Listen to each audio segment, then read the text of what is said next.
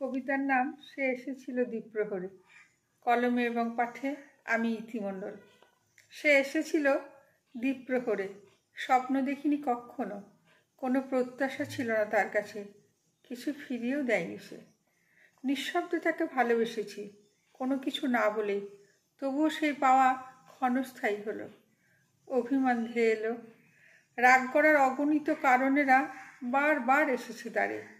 তাকে ভালোবাসি তাই অভিমানের সঙ্গে গাঁটছড়া, রাগ হয়নি কখনো। কষ্ট কমানোর জন্য নির্বাসন নিলাম, তার সাথে দেখা হোক এমন আর চাই না কখনো। ভালোবাসি এখনো তেমনই, না বেশে পারি না তাই।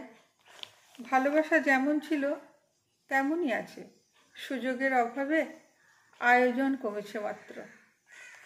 মৃত্যুর আগের মুহূর্ত পর্যন্ত তাকে ভালোবেসেই বেঁচে থাকতে চাই।